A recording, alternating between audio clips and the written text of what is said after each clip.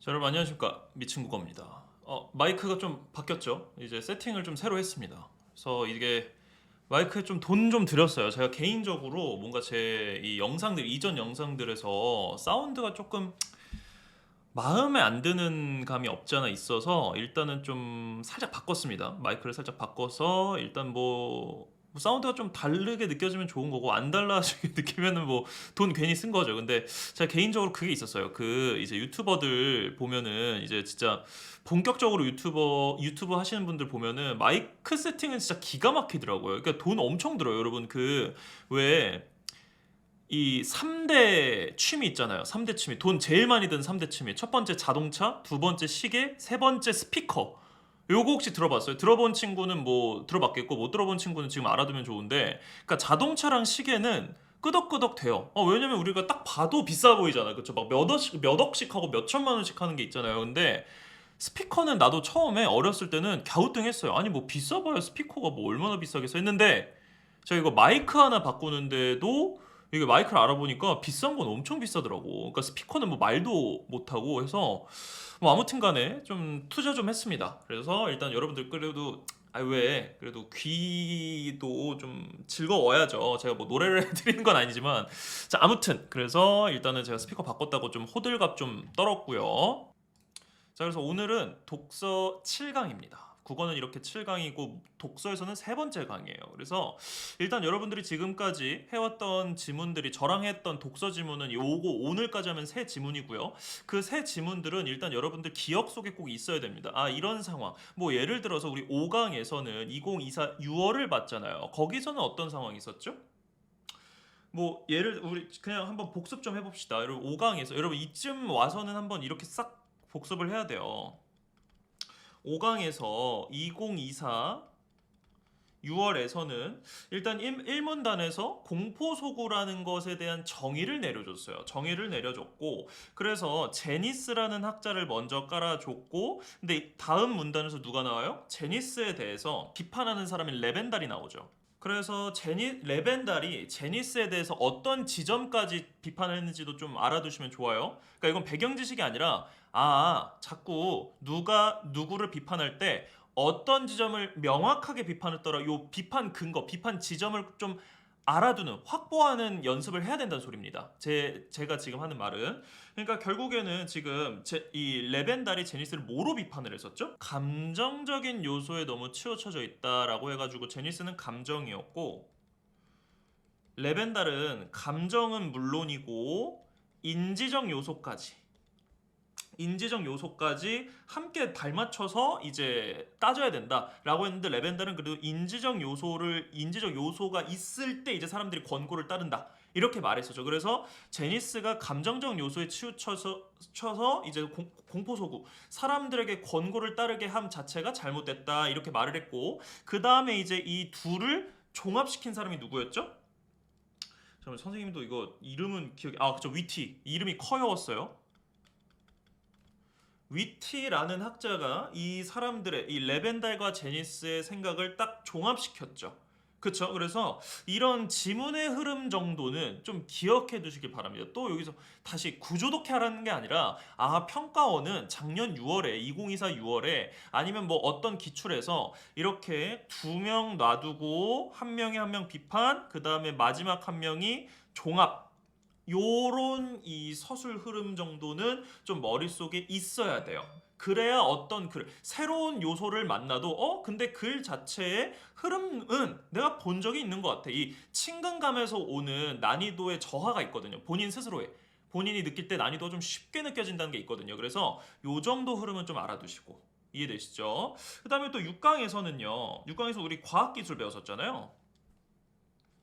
6강도 2024 6월이었고, 이때 촉매 지문이었어요. 촉매 바로 전강이잖아, 그치? 촉매 지문에서는 어떤 흐름이 있었죠? 일단 1문단에서 정의를 해줍니다. 뭐 개념을 말해준다고 해도 되겠죠. 촉매란 하면서 이렇게 말을 해줬잖아요, 그쵸? 그리고 이 촉매가 쓰이는 곳은 뭐예요? 분자와 분자가 결합할 때, 그때 최적, 그러니까 내가 최적 등급 같은 느낌이 있었다 그랬잖아요. 활성화 에너지가. 그래서 활성화 에너지를 조금 더 다운시켜주는, 그래서 얘네가 훨씬 더 빠르게 빠르게 반응할 수 있도록 만들어주는 게 촉매였다. 이런 얘기를 해줬잖아요. 그쵸? 이게 다 사실상 일문단에서 얘기됐던 거고, 그래서 정의 개념이 나오고 나서 또 뭐가 나왔죠? 과정이 나왔죠. 무슨 과정이 나왔죠? 이 아마도 이문단이었을 거예요. 이문단에서 이제 활성 성분이 딱 이제 고체 촉매 표면에 붙어가지고 이제 어떤 이제 일을 해주냐 뭐 이런 얘기를 해줬습니다. 그래서 순서 과정 여기서 넘버링을 계속 했었고요. 그래서 여기서 넘버링 1번, 2번, 3번 정도 잡고 나서 거기서도 후술되는 곳에서도 1번, 2번, 3번에 해당하는 워딩이 따로 붙었었죠. 근데 그걸 제가 꼭 연결시킬 수 있어야 된다고까지 말했어요. 이거 다 기억나시죠? 그렇죠? 우리 다 했던 겁니다. 그래서 뭐 여기서 요 이문단이 거의 메인이었는데 이문단에서 뭐 비례반비례도 있었습니다. 뭐 예를 들어서 흡착이 약하면 촉매 활성이 낮고 뭐 흡착이 너무 강해도 이제 너무 안정화돼 가지고 반응이 너무 느려진다. 원래 촉매는 반응 빠르게 하려고 하는 거였잖아요. 그렇죠? 그렇기 때문에 그래서 너무 낮을 때, 너무 높을 때 요런 비례반비례 관계도 잡았습니다. 그 다음에 결국에는 이제 3문단, 뭐 3문단, 4문단에서는 뭐 이제 지지체네 아니면은 뭐 4문단에서는 이제 그 뭐였더라? 네네네. 증진제네. 뭐 이런 것들을 또 1문단에서 이제 활성 성분, 지지체, 증진제 이 세 가지가 각각 문단으로 이제 산발돼서 구성이 됐죠. 서술이 됐었죠. 그렇죠? 요런 이 서술 흐름 자체는 좀 머릿속에 넣어놔야 돼요. 아시겠죠?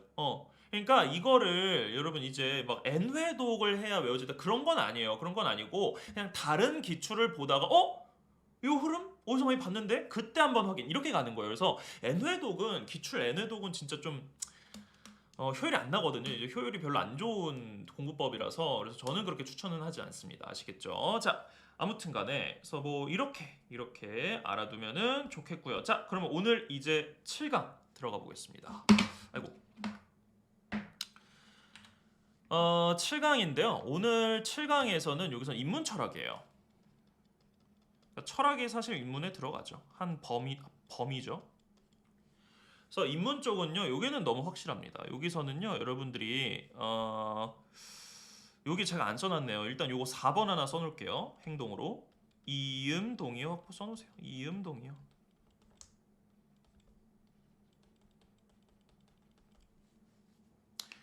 인문 철학 쪽은요, 이음동의어 확보하는 싸움을 정말 잘 하셔야 됩니다. 이게 시험장에서 결국 이 지문, 인문 철학 지문을 잘 해결하냐 못하냐 그 표지예요. 그 지표가 될 겁니다. 그래서 이음동의어 확보는 제가 좀 이따 다시 말할 거고요. 행동 요기 설명할 때. 그래서 인문 철학 지문은 솔직히 우리 아까 앞에서 5강이 사회지문이었잖아요. 사회지문. 이 사회지문에서 2024 6월에 나왔던 사회지문 제니스 레벤달 위티 이 지문과 되게 유사해요. 그렇다고 해서 사회지문과 인문철학 지문이 유사한가요? 그건 아니지만 뭐 유사한 지점이 어느 정도 있게 하겠죠. 근데 그 똑같이 보라는 게 아니라 2024 6월 사회지문이 저랬을 뿐이지 인문철학 지문은 무조건 특정 인물들 이 나와서 얘네끼리 이제 싸웁니다. 뭐 A라는 학자는 스몰 A라는 주장을 하고요. B라는 학자는 스몰 B라는 주장을 해요. 여기서 이제 서로 비교대조 되는 순간이 계속 올 거고요. 이 주장과 근거에 대해서. 근데 그와 함께 제가 저번에 잠깐 지나가는 말로 무슨 얘기 했었죠? 나중에 정규 수업에서 계속 할 건데 정말 킬러 독서 지문에서는 무조건 물어보는 거 뭐라 그랬죠? 혹시 기억나는 사람? 공통점.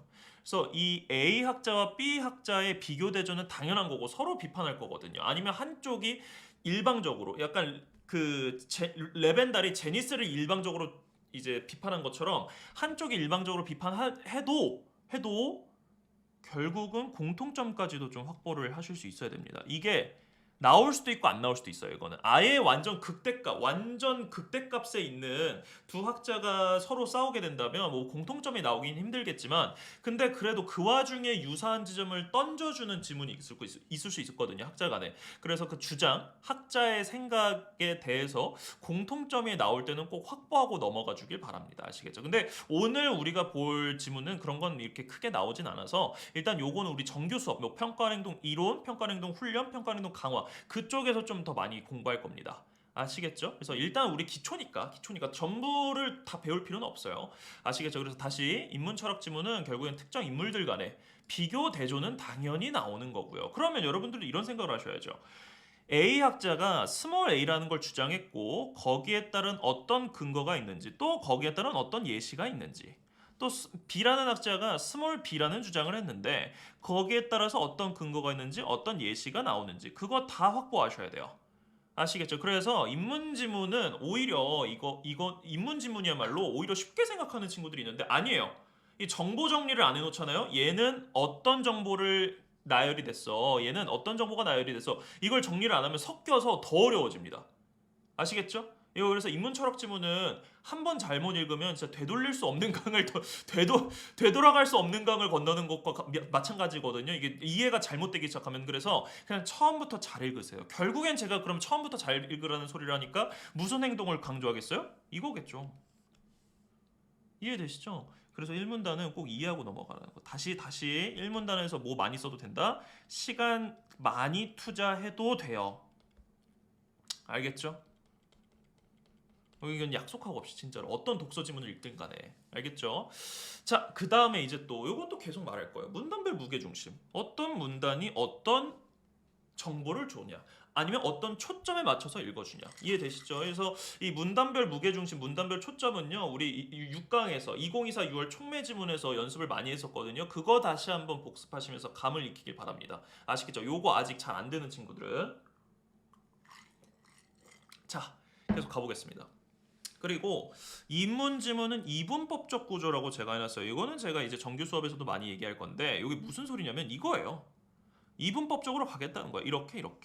근데 이거 우리 했었잖아요. 그쵸? 이거 사회지문에서도 레벤달, 제니스, 뭐 위티 거기서도 했으니까 그거 똑같이 가져온 거예요. 그래서 2024 6월 그 사회지문 레벤달, 위티 위험소구 지문이 조금 예외적이었을 뿐이지 사실 그 2024 6월에 나왔던 그 사회지문의 서술 흐름은 사실 인문지문에 더 가까운 서술 흐름이었습니다. 근데 왜 그렇게 냈냐면 사실상 좀 이제 난이도를 좀 낮추려고 했던 느낌이 있어요. 그래서 사회지문에서 사회지문스럽게 원래 사회지문은 제가 저번에도 말했잖아요. 법이든 경제든 둘 중에 하나 딱 이제 정해서 낸다고. 그렇게 되면 너무 어려워지니까 오히려 이제 갈래는 사회지문인데 이제 서술 흐름은 인문지문의 특징을 좀 많이 가져왔던 거죠. 그래서 이거는 근데 결국에는 조금 이제 실패한 시험이 됐죠 그때는. 그래서 일단은 뭐 그거는 근데 여러분 지금 알 필요 없습니다. 그래서 일단 인문지문은 이분법적으로 한다는 거. 누가 싸우더라 아니면 누가 누굴 비판하더라 요런 이분법적 구조 와중에 삼각형 역삼각형으로 정보 대비도 다 해주시고요. 아시겠죠? 자, 그 다음에 마지막 이음동의어 확보인데요. 이거는 제가 예시를 하나 드릴게요.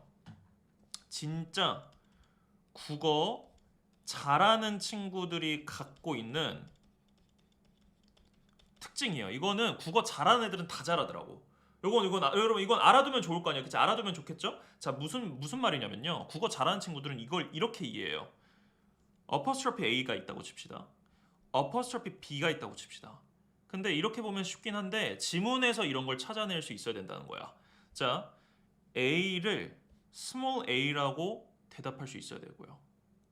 또 A를 한글로 A라고 해도 대답할 수 있어야 돼요. 연결할 수 있어야 돼요. 한 범위 안으로 넣어놓을 수 있어야 돼요. 근데 마지막 또 A를 알파벳의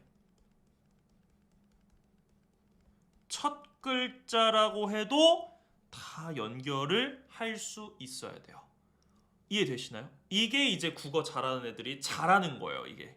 그러니까 이거는 사실 뭐 책을 잘 읽었던 뭐 재능충이건 상관없이 일단 국어적인 이 능력이 이 언어 능력이 출중한 친구들은 요거를 다 잘합니다. 그러면 우리는 이제 따라가면 돼요. 이거를 연습해 놓으면 돼요. 국어 잘하는 애들이 이런 걸 잘하더라? 그럼 이걸 우리 연습하면 되고 이런 걸 많이 시키는 부분이 어디라고? 인문 철학이에요. 오늘 볼 겁니다. 아시겠죠? 그럼 B도 어떻게 대답할 수 있어야 돼요? 스몰 b라고 대답할 수도 있어야 되고요. 그 다음에 B라고도 한글로 써도 대답할 수 있어야 되고요. 알파벳의 두 번째 이거 두 번째 이거 띄어야 되는데 두 번째 글자라고 해도 말할 수 있어야 돼요.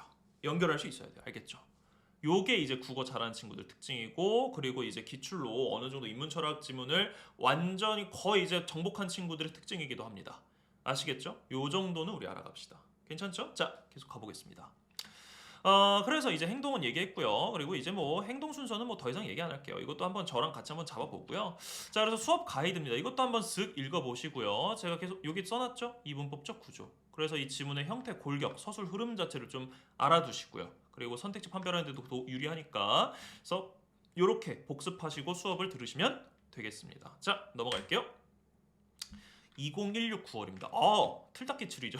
여러분들 지금 이 고3 지금 이제 2024년에 2025 수능 보는 친구들은 06년생이죠. 제 조카가 06년생인데 이제 고3인데 뭐 아무튼 그래서 그 친구들 거의 본인들 10살 11살 때 나온 지문이잖아요. 그래서 일단은 뭐 한번 보시고요. 그래서 너무 틀딱기출이라고 해도 여러분 무시하시면 안 돼요. 이것도 꽤 난이도가 어느 정도 있습니다. 굉장히 중요한 지문이에요. 자, 그래서 얘도 문단 번호는 같이 좀 매겨놓고 갈게요. 문단 스캔한다고 치세요. 1문단이고, 선생님 이거 오타 아닌가요? 아니에요. 이거 옛날에는 이런 적이 있었어요. 근데 요즘엔 거의 안 그렇습니다. 그러니까 이거는 좀 예외적인 거고. 그래서 저 웬만하면 여러분 이거를 꼭 잘라서 또 이거 뭐 덤벼야 될까요? 한 번에 읽으세요. 이거는 좀 예외적인 상황이니까. 자, 그 다음에 3문단, 그 다음에 4문단. 자, 3문단이 끝이네요. 좋습니다. 그래서 총 4문단 정도인데 사실상 3문단이죠. 사실상 3문단. 그래서 자, 문제 스캔 같이 떠볼게요. 윗글에서 다룬 내용 아닌 거. 그럼 요거는 여러분들 이것도 문단마다 그러니까 이거는 서술방 전개 방식이 아니라 다룬 내용이니까 읽었으면 제끼면 되잖아. 그죠? 읽었으면 일단 제끼면 되니까 얘도 문단마다 털러 오시고요. 그리고 봐봐요. 햄펠, 셀먼. 그러면 햄펠이건 셀먼이든 누구 하나 읽었으면 바로 오는 거는 너무 자명하죠. 자, 2번. 얘는 아예 사실상 타겟팅이죠. 햄펠의 설명이론. 그러면 햄펠이란 워딩 혹은 햄펠의 이론이 나왔을 때부터 덤비기 시작하면 됩니다. 이것도 사실상 타겟팅이라서 햄펠이 나오지 않는 문단에서는 올 필요 없습니다. 아시겠죠? 자, 그 다음에 3번. 기억 타겟팅 있네요. 자, 그러면 Q3 이렇게 저 마지막에 적어놓고요. 일단 이 5문단 끝나고 나서 무조건 3번 와야 돼요. 우리는 뭐 원인과 결과 사이의 관계가 분명하지 않다는 철학적 문제. 뭐 그렇대요. 자, 그 다음에 4번입니다. 보기 3점이고 요거가 이제 라스트죠. 마지막에 풀어놓을 거. 자, 근데 여기서도 햄펠의 이론에 따르라고 했으니까 일단 이 지문의 핵심은 햄펠의 이론 같아요. 그건 부정할 수 없을 것 같습니다. 자, 좋습니다. 그러면 뭐 그래서 여기서 혹시 또 감각이 좋은 친구 이제 실전력이 좀 괜찮은 친구들은 뭐까지 볼 수 있었냐면 이거 어차피 햄펠 이론에 따라서 설명을 하는 거니까 햄펠의 이론은 설명안과 피설명하고 나눠져 있고 보편법칙과 선행 조건이 또 나뉘네요. 이거 알고 가면 좋잖아요. 너무 좋아요. 너무 좋아요. 진짜 너무 좋아요. 그러니까 요거까지도 좀 가져가려는 친구가 있다? 잘했어요. 지금 벌써 좀 실전성이 벌써 본인 안에 내재돼 있는 친구 같고. 자, 아무튼 간에 일단 요 지문은 한 제가 8분 드려보겠습니다. 8분 드려볼 테니까요. 자, 그럼 또 제가 스탑워치 켜놓을게요. 자, 여러분 준비되셨죠? 우리 8분 준비해보고 가보겠습니다. 자, 8분 시작!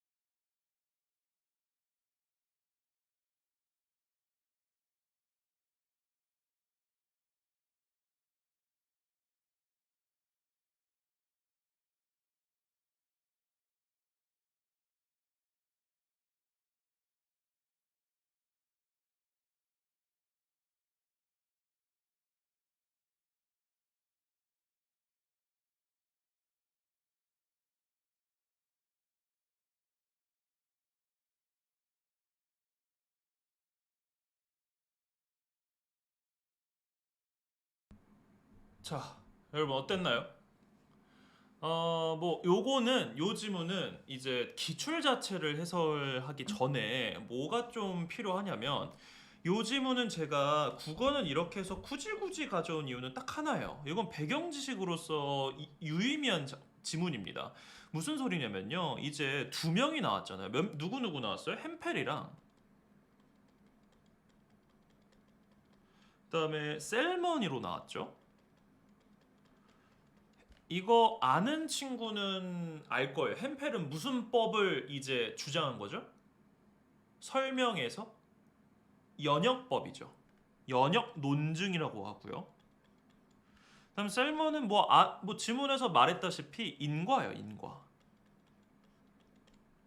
이게 무슨 소리냐면 여러분 그러니까 인과 요거는 사실 2022 6월에 쉐먼에 그러니까 셀먼으로 안 나오고 계열밖에 아니 2016 9월에서 셀먼이라고 썼으면 2022 6월에서 또 이 셀먼이 나왔거든요.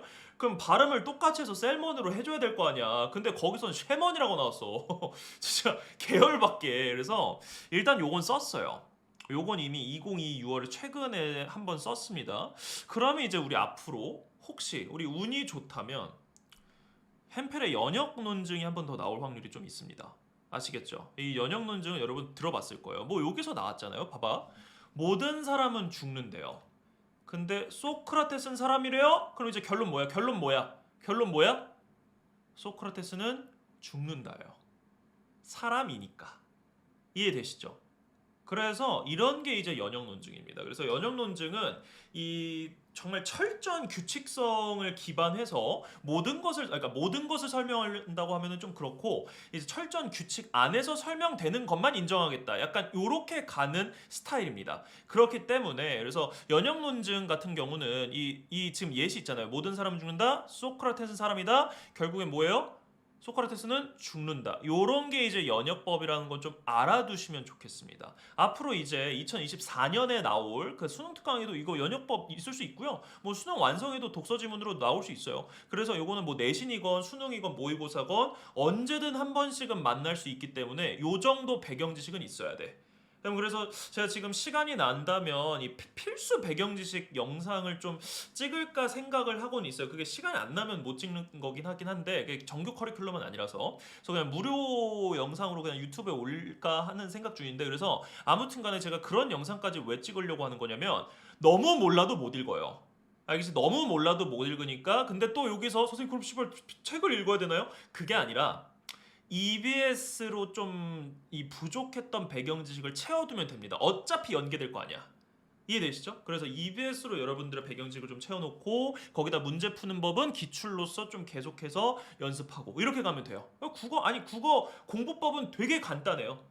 아시겠죠? 자, 그럼 이제 가보겠습니다. 이 기출 자체를 좀 한번 같이 볼게요. 그래서 이 기출 자체는 확실히 또 이분법적 구조. 제가 아까 말했잖아요. 인문 지문은 이분법적 구조예요. 요것도 따라온 지문이 있겠고 어휘 없으니까 바로 지문 들어가 보겠습니다. 자, 왜라는 질문에 대한 답으로 제시되는 설명이 무엇인지를 분명히 하고자 과학 철학에서는 여러 가지 설명 이론을 제시해 왔다. 뭐 좋습니다. 자, 그럼 이제 우리는 여러 가지 설명 이론을 읽을 건데 요건 문단이 너무 작으니까 그냥 한 번에 읽을게요. 여러 가지 설명 이론 뭘지. 자, 처음으로 체계적인 설명 이론을 제시한 봐봐. 체계적이라잖아요. 이 연역법 자체가 제가 이 규칙성이 있다 그랬잖아요. 그래서 체계적이라는 워딩도 붙은 거예요. 이게 알면은 이제 납득이 되는 거야. 알겠죠? 일단 계속 가볼게요. 설명 이론을 제시한 햄펠에 따르면 설명은 몇 가지 요건을 충족하는 논증해야 된다. 자, 형합해. 정의죠. 지금 햄펠이 주장한 설명에 대한 정의죠. 설명은 몇 가지 요건을 충족하는 논증해야 된다. 아, 이번에도 정의 확보했고요. 개념 확보했고요. 인지하면서가 이게 다 행동이에요. 자, 그러면 우리는 이제 뭐가 중요해야 돼요? 몇 가지 요건이 궁금해야 되죠. 그렇죠? 기본적으로 논증은 요거겠죠? 설명은 뭐 이렇게 가도 됩니다. 일단은 전제로부터 결론이 논리적으로 도출되는 형식을 띈다. 자, 좋습니다. 이것도 계속해서 정의 개념이에요. 논증의 정의 개념입니다. 이 정도는 우리 메모 좀 해놓을까요? 저는 뭐 이 정도 메모해놓은 게 좋다고 봐요. 자, 전제에서 결론이죠. 전제에서 결론.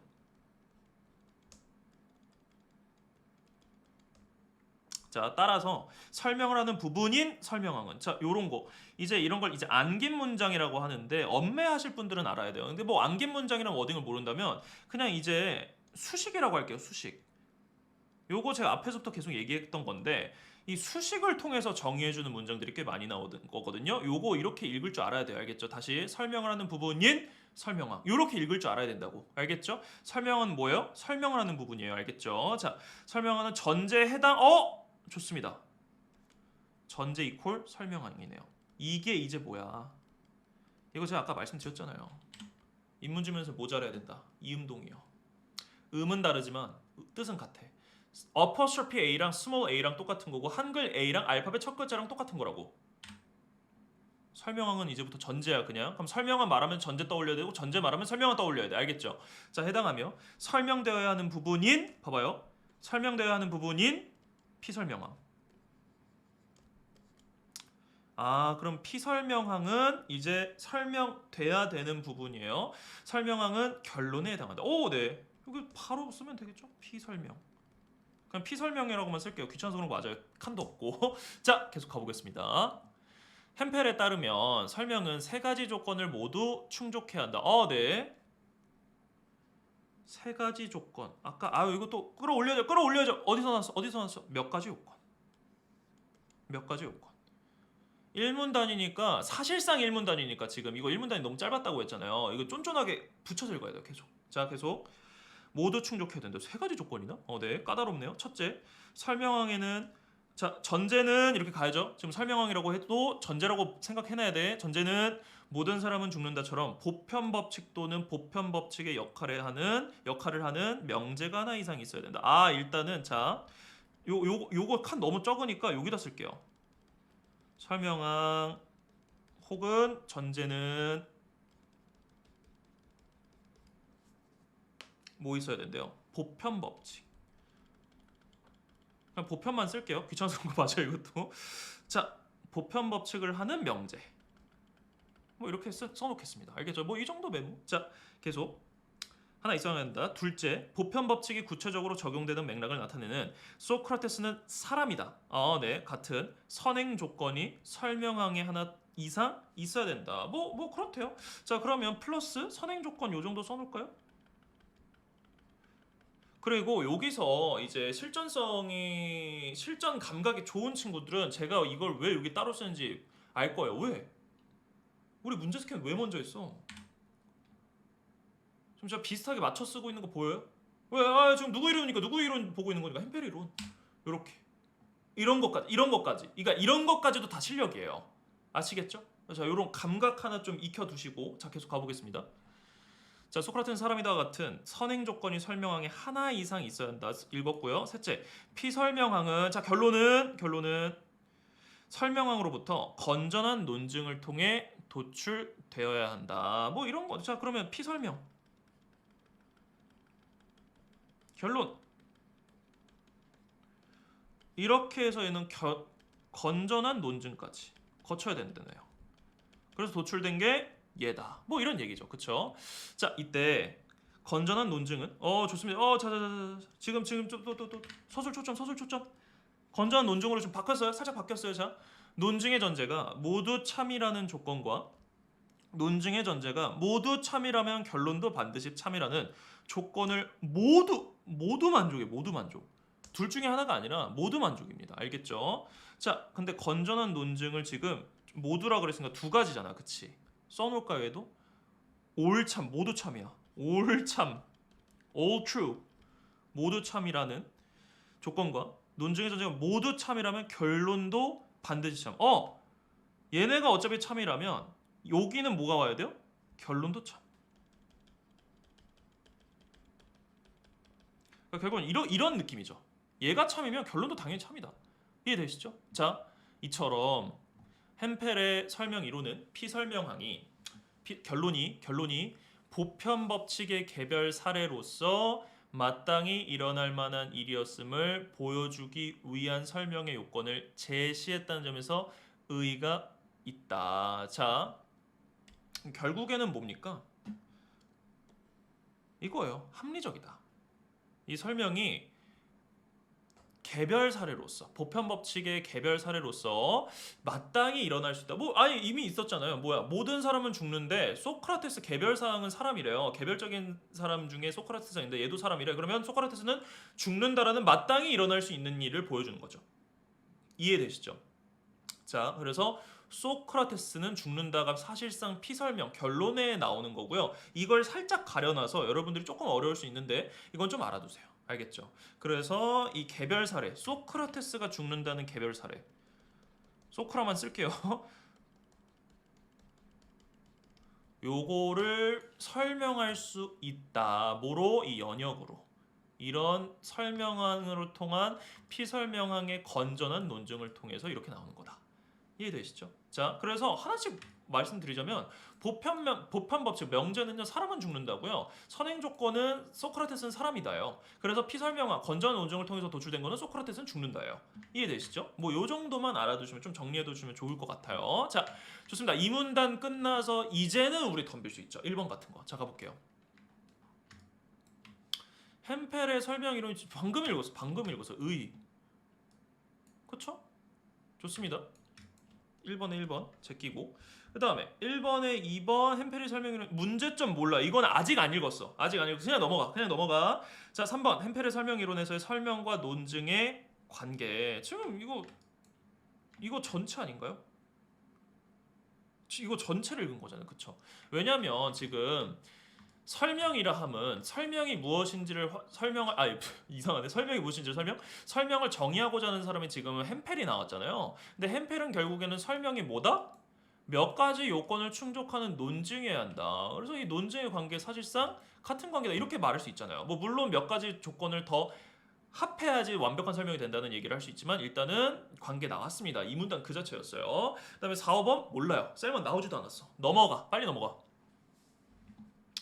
자, 2번도 한 번은 덤빌만 하죠. 왜냐면 햄펠의 설명 이론을 우리가 지금 이렇게 읽었잖아요. 그쵸? 자, 가보겠습니다. 2번에 1번부터.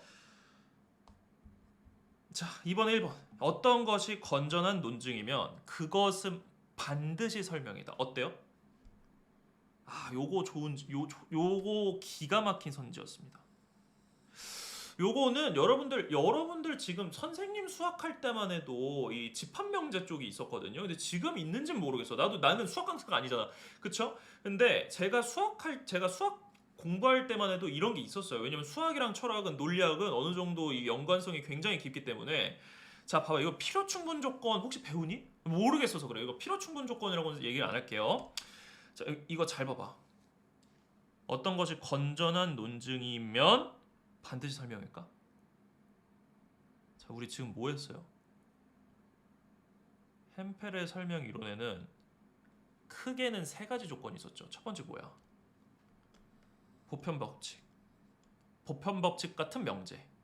두 번째 뭐야? 선행 조건. 세 번째 뭐야? 건전한 논증. 건전한 논증도 모든 게 참이라면 결론도 반드시 참이라는 이 또 세부적인 조건까지 붙었었죠.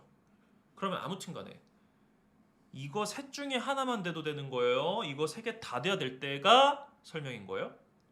세 개 다 돼야 될 때가 설명이죠. 근데 요거는 건전한 논증만 얘기했잖아요. 보편 법칙 선행 조건 어디다 버렸어? 이해되십니까? 정답 몇 번이죠? 1번이죠. 반드시 설명이라고 할 수 없습니다. 뭐 물론 여러분 이거는 반대로 가야지. 차라리 설명이면 햄펠이 원하는 설명이라면 반드시 뭐도 있을 거고 건전한 논증도 됐을 거고 선행 조건도 있을 거고 보편 법칙도 있을 거예요. 이렇게 가는 건 맞지. 근데 건전한 논증이라고 해서 반드시 설명이다? 그거는 아니죠. 지금 이거 이 문단 그냥 날려 읽은 거예요. 이게 그럴듯했으면. 아시겠죠? 그래서 여러분 이거는 너무 많이 나오는 선택지입니다. 뭐냐면 이 선후관계. 이 논리를 건드리는 선후관계를 꼭 여러분들은 기억하시길 바랍니다. 선후관계를 뒤바꿔서 낼 수도 있구나. 특히 어디? 인문철학 지문에서는. 아시겠죠? 요거 꼭 알아두세요. 아시겠죠?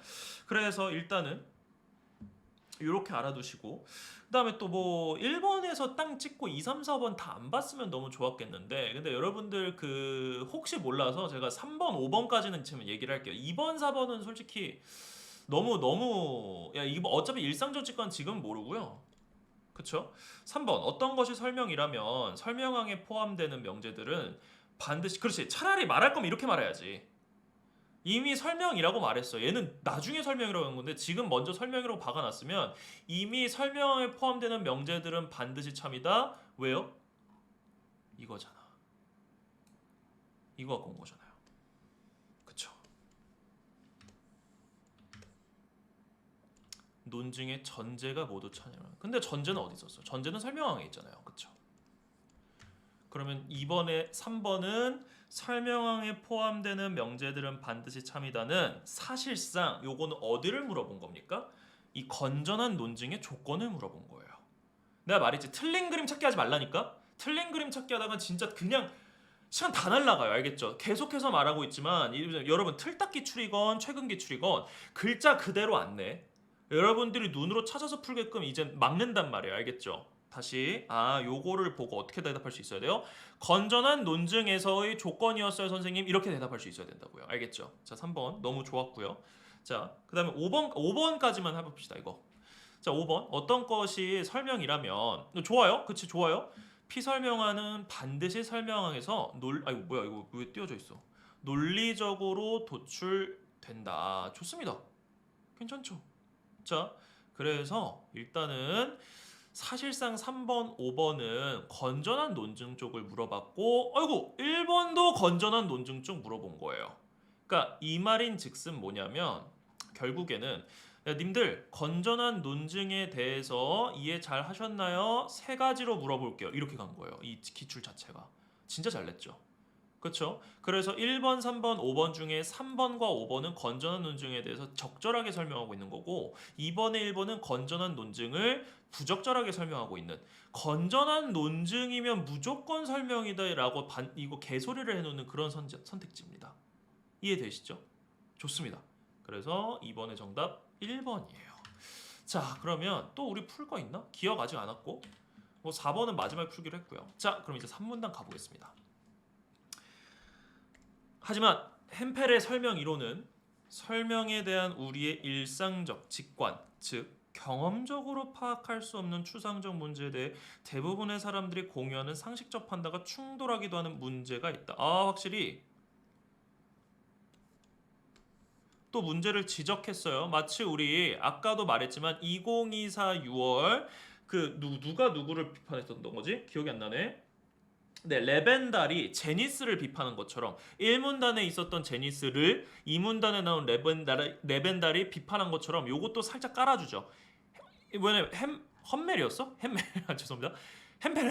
햄펠의 이론의 주장에 이게 오점이 있다라고, 문제가 있다라고 좀 깔아주죠. 이제 자, 가볼게요. 그러니까 이런 서술 흐름이 좀 익숙해져야 된다고. 알겠죠? 자, 먼저 일상적 직관에 따르면 설명이 인정되지만 햄펠에 따르면 설명이 아니라고 판단해야 하는 경우가 있다. 또 일상적 직관에 따르면 설명이 되지 못하지만 햄펠에 따르면 설명으로 분류하는 경우다. 이게 무슨 소리냐면요. 우리 직관, 그러니까 말 그대로 이거예요. 그냥 직관에 안 맞다. 이겁니다. 그러니까 여러분 직관이 뭐야? 직관이 이렇게 논증하는 게 직관인가요? 아니죠. 그렇죠. 이렇게 논증하는 게 직관은 아니에요. 야, 사람이 죽는 거를 꼭 소크라테스가 사람이라서 죽는다라고 주장할 수 있는 거야?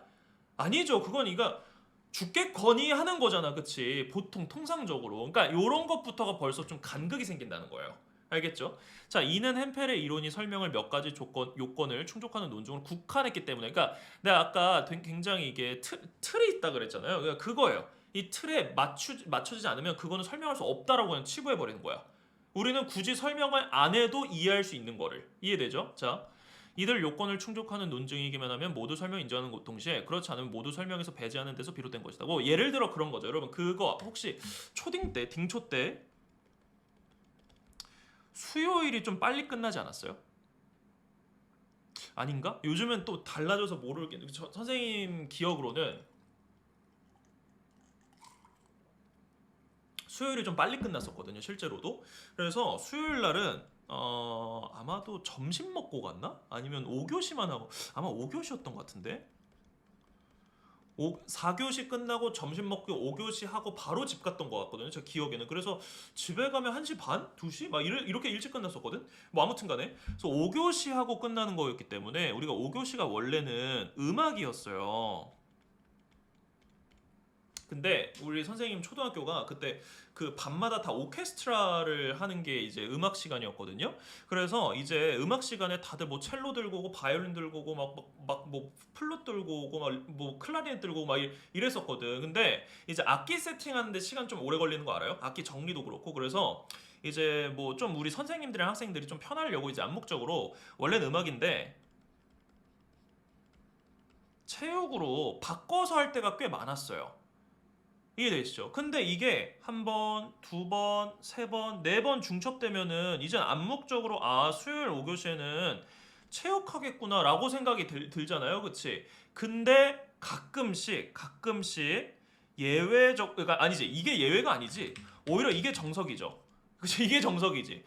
가끔씩은 음악을 할 때가 또 있었거든요. 그런데 햄펠 입장에서는 이건 설명이 안 된다야. 그러니까 뭐 예를 들어서 오늘 비가 와. 보통 근데 우리 운동장에서 했거든요. 그럼 뭐 하겠어? 음악 하겠죠. 그냥 비 오니까 실내에서 그냥 하던 대로 그냥 오늘은 음악 시간으로 하겠습니다. 이렇게 이게 합리적인 거. 이게 직관이잖아. 그쵸? 오늘 비 오니까 오늘 음악 수업 할 거야. 라고 하는데, 근데 햄펠 입장에서는 이게 보편 법칙에 어긋나는 거다 보니까 비가 온다고 해서 꼭 음악을 하는 것. 혹은 수요일 5교시라서 꼭 체육을 하는 것. 이게 설명이 안 된다는 거죠. 이해되시죠? 왔다 갔다 하잖아 이게. 그쵸? 왜냐면 아까 소크라테스는 무조건 죽는다 이렇게 결론이 나야 되는데 이거 왔다 갔다 하잖아요. 이해되시죠? 그러니까 이런 겁니다. 이런 거가 이제 우린 직관적으로 오늘은 음악 하겠네, 오늘은 체육 하겠네, 뭐 이런 얘기를 할 수 있는 건데 햄펠 입장에서는 엄근진 응 안 돼? 약간 이렇게 되는 거죠. 이해되시죠? 자 계속 가보겠습니다. 자 그래서 일단은 이들 요건을 충족한 논쟁이면 설명으로 인정한 동시에 그렇지 않으면 모두 설명에서 배제한 데서 비롯된 것이다. 일단 확실히 유연하지 못해요. 유연하지 못하다. 그러니까 즉 직관을 반영을 못한다. 뭐 이런 문제점이 하나가 있죠. 그쵸? 그래서 3번단 끝났으니까 우리 1번 또 덤벼볼까요? 아직 셀문 안 났으니까 1번에 2번 할게요. 설명 이론이 지는 문제점 이거죠. 방금 우리가 봤던 거 이거. 유연하지 못하다, 직관을 반영하지 못한다. 좋습니다. 그래서 지금 아직 기억 안 나왔고요. 뭐 2번 아까 풀었죠, 그쵸? 자, 4문단 가보겠습니다. 햄펠과 달리 셀머는 좋아요. 이제 나왔어요. 2022 6월에서는 쉐먼이라고 나왔던 셀머는 설명이 논증은 아니라고 판단하여 좋습니다. 설명은 논증이 아니야. 일단 버릴 거 이거 기억나죠? 버릴 거 버려놓고 셀먼 입장에선 설명은 논증 아닙니다. 판단하여 인과 개념 좋아요. 이제 서술 초점이 또 셀먼 입장에서의 설명 일환으로 넘어가는 대목입니다. 그죠? 자 가볼게요. 피설명항을 결과로 보고 봐봐 서로 다르잖아. 아까 햄펠은 설명항을 전제로 봤는데 여기서는 이제 피설명항이네요. 피설명항을 결론으로 봤는데 셀먼 입장에서는 피설명항을 결과로 봐요. 자 가볼게요. 피설명항을 결과로 보고 자 여기도 써놓을까요? 피설명항 결과 목 아파.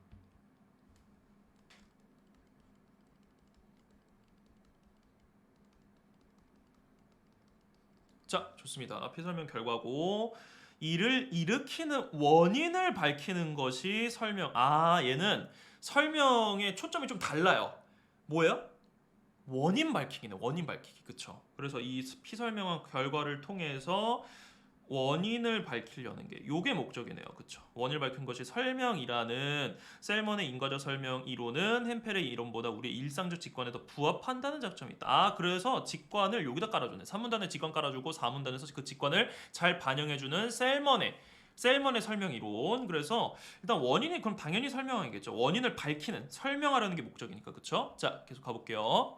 하지만 어떤 설명 이론이라도 인과 개념을 도입하는 순간 결과, 원인, 인과, 그쵸? 도입하는 순간 원인과 결과 사이의 관계가 분명하지 않다는 철학적 문제를 해결해야 된다. 자, 일단 좀 물음표 떴어요. 그쵸? 우리 입장에서 물음표, 이게 무슨 소리지? 좀 더 읽어봅시다.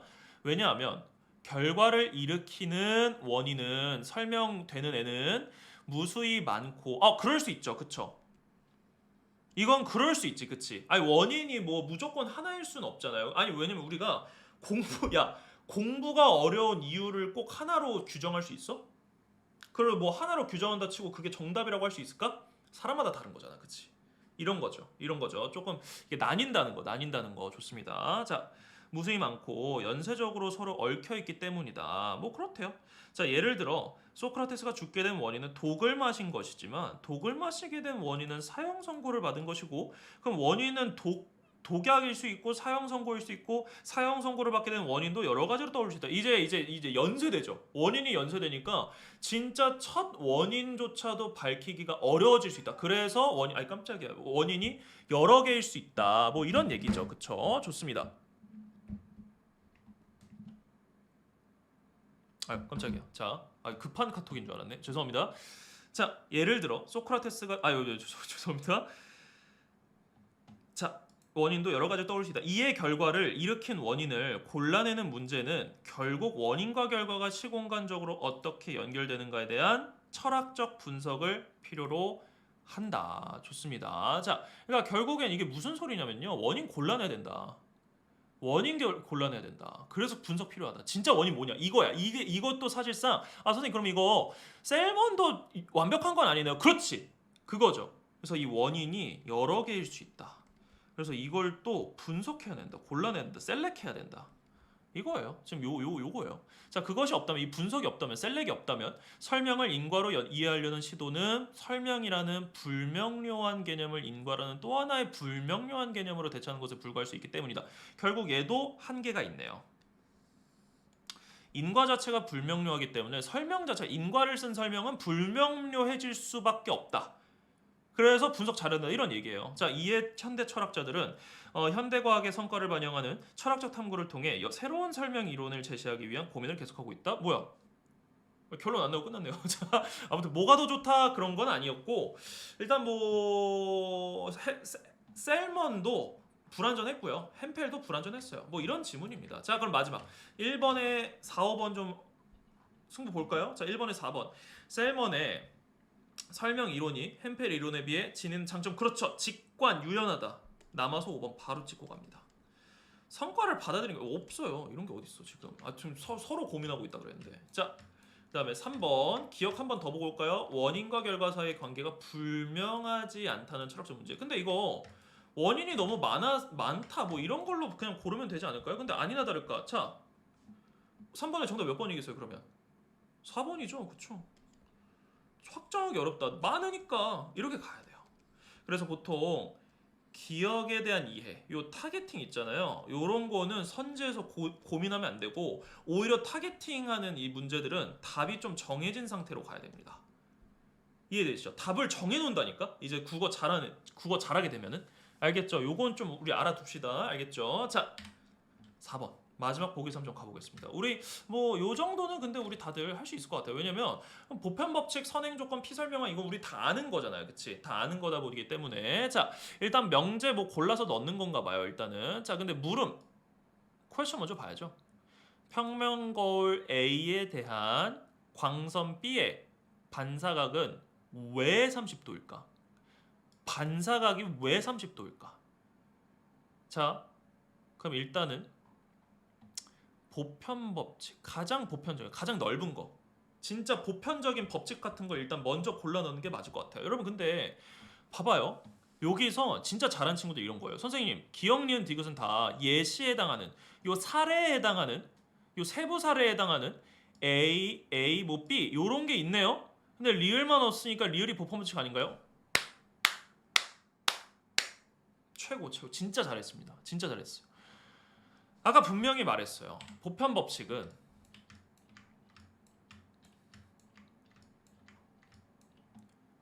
이런 거 모든 아우를 수 있는 거 가장 넓은 거 제가 보기 들어갈 때도 가장 넓은 거 고르라 그랬잖아요.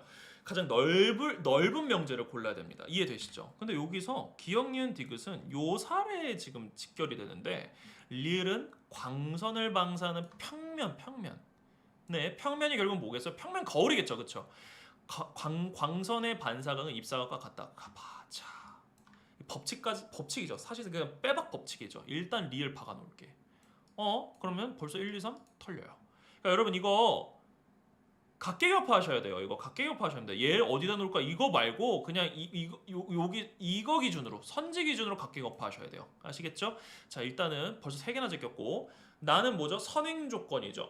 네, 선행 조건 좋습니다. 지금 거울에 대한 얘기를 어느 정도 좀 해야 되지 않을까 싶긴 해요. 자, 일단은 가보겠습니다. 기억 A는 광선을 잘 반사하는 평면 거울이다.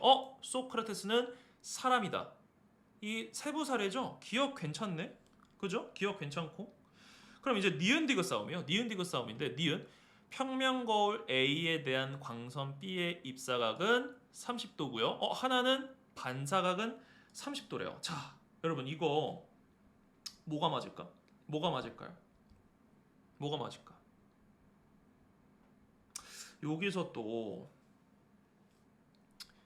진짜 이렇게 푼 친구 너무 잘했어요. 왜냐면 피설명하기 결론이어야 되죠. 그쵸? 피설명하기 결론이어야 되잖아요. 그쵸? 그러면 여러분 봐봐. 피설명하기 결론에 해당되면 이게 답변이라는 거, 답이라는 거잖아요. 그쵸? 여기가 답이 돼야 되죠. 그럼 다의 입사각이 들어야 돼? 반사각이 들어야 돼? 질문이 뭔데? 질문이 뭔데? 반사각이 들어야 되겠죠? 그러지 않을까? 그러면 나에는 기억도 들어가고 입사각도 들어가고 기억 니은 그래서 다에는 결론. 건전한 논점을 통해서 나온 결론. 반사각은 30도이기 때문에 평면 거울 A에 대한 광선 B의 반사각은 30도이다. 이렇게 나가야죠. 정답 몇 번? 4번입니다. 요렇게. 그래서 처음에는 인문 철학이 조금 어려울 수 있어요. 근데 인문 철학은 진짜 제가 장담할게요. 정확하게 기출 분석하고 반복을 어느 정도 해놓고 EBS까지 연계를 대비해 놓는다 그러면 인문 철학에선 틀릴 일 없습니다. 진짜 그날 컨디션이 개똥망이라서 좀 실수하는 거 빼고는 인문 철학 쪽은 틀릴 일 없어요. 아시겠죠? 자, 좋습니다. 여러분 고생 많으셨고요. 우리 또 이제 8강 마지막 강의에서 가나 복합 지문에서 또 우리 만납시다. 여러분 고생하셨고 우리 조심히 들어가. 우리 다들 뭐 아무튼 자 다음 강의에서 봅시다.